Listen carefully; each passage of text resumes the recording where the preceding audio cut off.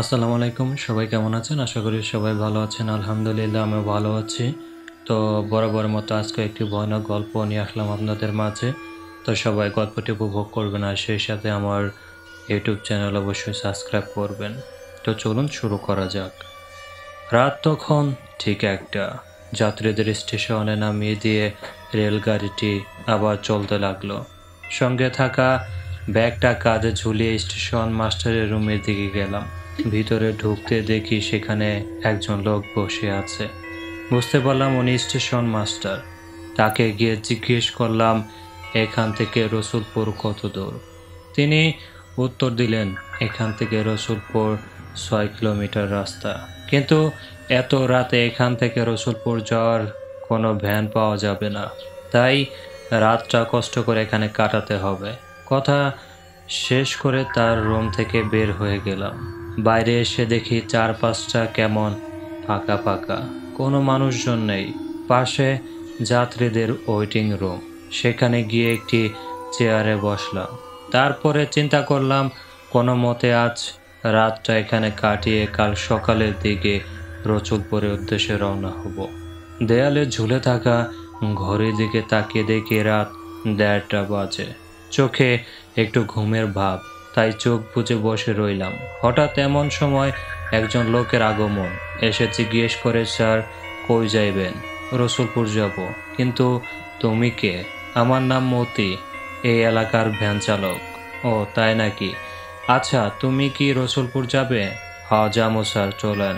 মনে মনে চিন্তা করলাম কষ্ট করে স্টেশনে রাত কাটার চেয়ে গন্তব্যে চলে যাওয়া ভালো। তাই ব্যাগটা হাতে নিয়ে মতিকে বলি চলো।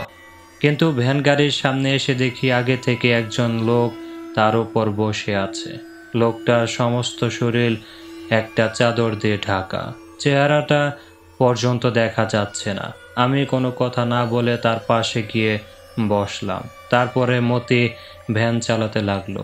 কিছু দূর আসার পরে আমরা গিয়ে একটি মাটির রাস্তায় উঠলাম। সে রাস্তায় দুপাশে ছিল বিশ্বস্ত ধান ক্ষেত।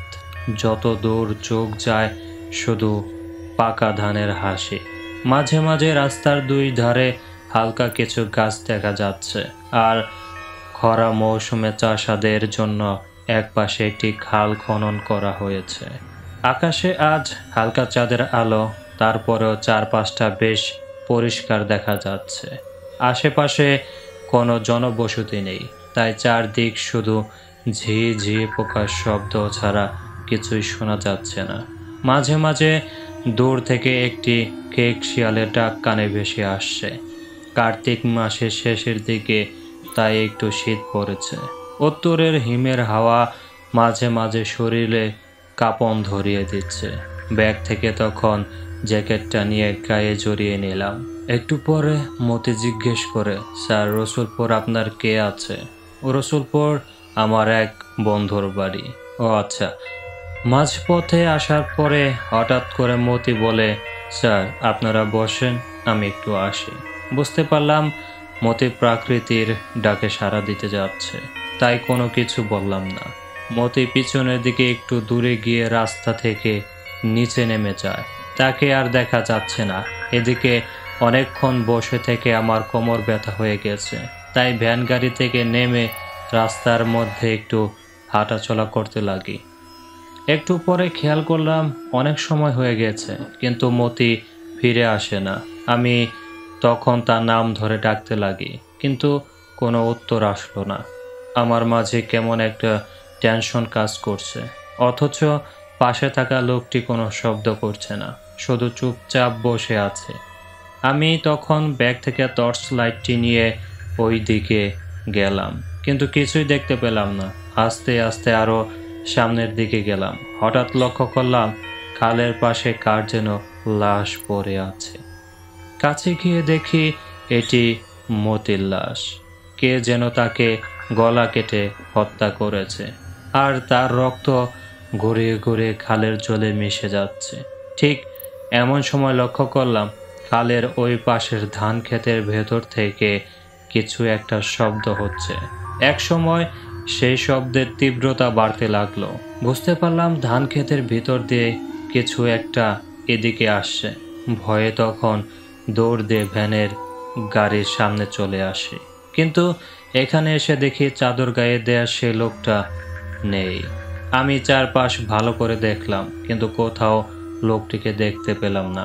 হঠাৎ লক্ষ্য করলাম দূর থেকে কতগুলো কুকুর শব্দ করতে করতে এদিকে আসছে। কুকুরগুলোকে দেখে ভয়ে আমি দ্রুত ভ্যানের উপর উঠে গেলাম। কুকুরগুলো ভ্যান গাড়ির সামনে এসে কান্নার সুরে ডাকতে শুরু করে। মনে হচ্ছে কুকুরগুলো কিছু একটা দেখে ভয় পেয়েছে, তাই ওই দিকে এক দৃষ্টিতে তাকিয়ে রইলাম। এমন সময় খেয়াল করলাম ওই দিকে নিচের জমি থেকে কিছু একটা রাস্তার উপরে উঠেছে। হাতে থাকা টর্চ লাইটটি তখন ওই দিকে ধরলাম। দেখি রাস্তার উপর এক বৃদ্ধ মানুষ দাঁড়িয়ে আছে, মুখে আর পোশাকে রক্ত মাখা দাগ, চোখ যেন জল জল করছে, এক দৃষ্টিতে এদিকে তাকিয়ে আছে। বৃদ্ধ লোকটিকে দেখে কুকুরগুলো ভয়ে সামনে দিকে দৌড় দিল। আমি তখন কি করব বুঝে উঠতে পারছিলাম না। চিন্তা করলাম ভাগ্যে যা থাকে থাকুক, ব্যাগটা নিয়ে সামনের দিকে দৌড় দিব। তাই ব্যাগটি হাতে নিয়ে দিলাম একটা দৌড়। কিছু দূরে আসার পরে খেয়াল করলাম সামনে কেউ একজন হেঁটে যাচ্ছে। দ্রুত তার কাছে গেলাম। কাছে গিয়ে দেখি উনি আমার পাশে বসা সেই লোকটি। লোকটিকে দেখে মনে কিছুটা সাহস পেলাম।